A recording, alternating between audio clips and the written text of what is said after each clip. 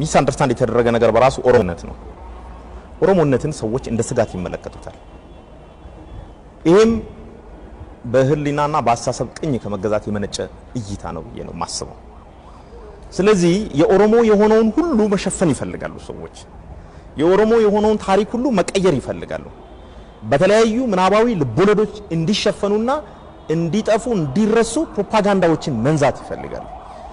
ስለዚህ ምንድነው አንደኛ ኦሮሞነት ስጋት እንዳልሆነ ሰዎች መረዳት መቻል አለባቸው።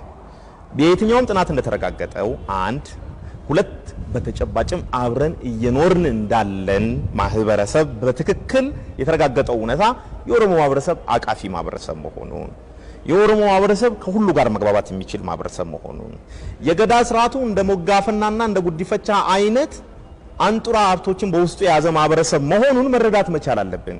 ይሄን ከተረዳን የኦሮሞ የሆነ ሁሉ የኛ ነው። የኦሮሞ የሆነ ሁሉ የኛ ነው። የኦሮሞ የሆነ ሁሉ የበለጠ ለዚህ ሀገር የሚጠቅም ነው።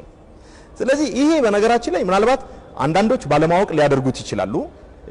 ሌሎች የፖለቲካ አካላት ግን ለፖለቲካቸው ስምረት ሲሉ ነገሮችን በተሳሳተ መልኩ ሰዎች እንዲረዱ ትክክለኛ ያልሆኑ ዳታዎችን፣ ስጋቶችን፣ ጭንቀቶችን፣ ፕሮፓጋንዳዎችን በሰዎች ውስጥ የመዝራት ስራ ስለሰሩ ነው እንደዚህ አይነት ግንዛቤዎች ሊፈጠሩ የቻሉት እንጂ በትክክልም ከኦሮሞ ጋር ኖሮ በትክክልም ኦሮሞን የተመለከተና ያወቀው ማህበረሰብ በዚህ መልኩ ነገሮችን ይረዳል። ከዛ ሰፈሮችን በራሱ ስም ሰይሞ የባለቤቱን የባለሀገሩን ስያሜ ወደ ማስረሳት ይመጣል ብዬ አላስብም፣ ጤነኛ በሆነ እይታ ማለት ነው። ሌላኛው እንግዲህ ምንድነው ያው ብዙ ሰዎች